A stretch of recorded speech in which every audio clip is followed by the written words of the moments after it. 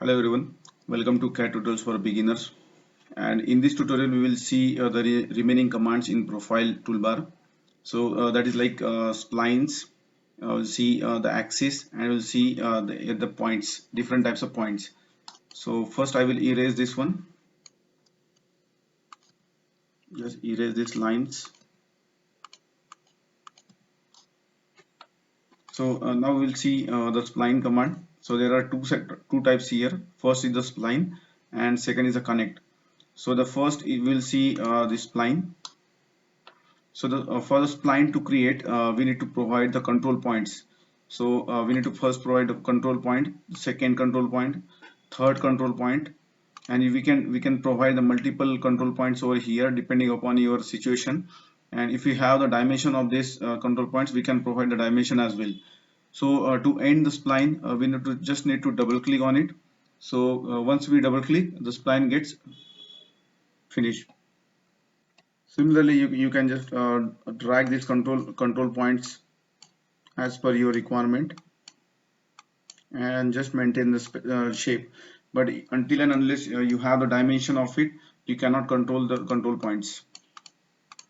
So in this way, the first point is the splice, and the second point is connect. We'll see in the upcoming lectures in detail. So the second option we'll see the ellipse. So as we know, for the ellipse, we need the major axis and the minor axis. So just provide the first point here and define the major axis, and then provide the point on the ellipse to have the minor axis here. So with these 3 points, the ellipse can be created. Similarly, first select the point, center point, provide the major axis, and then the point on the ellipse to have the minor axis. Similarly, the next is a parabola. So for parabola, to define, we need to provide the focus, and then the apex we need to provide here. So this way you can create a parabola. If you have the exact dimension, you can create a parabola in a better way. The next is the hyperbola. Again, to create a hyperbola, just provide the focus point. So this way you can create a hyperbola. Again, the next option is conic. We'll see in the upcoming lectures whenever it is required. The line we have already seen. The next option we'll see the axis. So basically the benefit of axis is for using the revolve command. So for the revolve commands, we'll use these types of axis. So in CATIA, we call it as the shaft instead of revolve. So you can just create the axis. You can provide the dimension to it as well. The next command we'll see is a point. So the different types of points here. The first option we'll see is a point by clicking. So you just need to click wherever you want to add the point. So you can just dimension those points as well. You can just dimension it. The next type is nothing but a points by using a coordinates. So here you need to provide the h and v coordinate detail. So you can add the h in the y direction and v on the z direction. Just add, let's say, 100, and v also add 100. So it will create a point at this coordinate. So here you can see here it is created. Again, if you double click it, you can see the dimensions here. So again, create the, let's say, 500, and again 500. So it creates the point at 500 mm. So in this way you can create a point. So 500 from vertical and 500 from horizontal. The next option is equidistant point. So let us create one simple line here.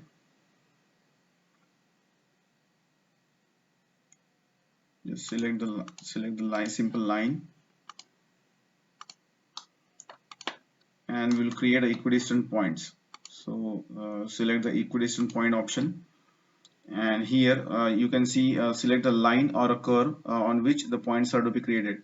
Just select the line here. It automatically calculates the points here with a approximate spacing. So if you add multiple points, the spacing gets reduced. You can see here, and just click OK. So in this way the equidistant points are created on the line.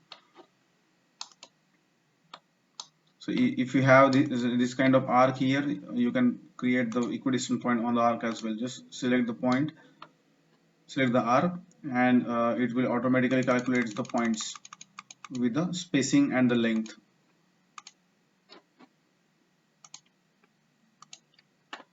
The next point is nothing but intersection point. So let's say now if you can see here the two ellipses are intersecting each other. Just select this option, intersection point, and select the first curve and select the second curve. You can see the intersection points are created at the intersection points of these two ellipses. The next one is the projection point. So again, I will see how to create the projection point here. Similarly, let's create a simple line over here,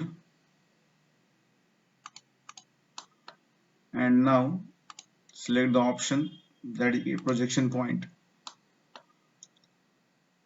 Select the point and select the line. You can see the projection of that point is created on this line. So if you try to project this point on this curve, you can see here the curve gets extended, and the points is projected on that curve.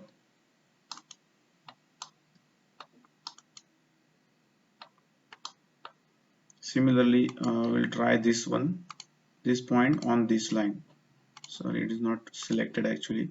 Just select this point and select the line on which you want to project it. So in this way you can use these profile options, which are very much useful and the baseline for creating any 3D model.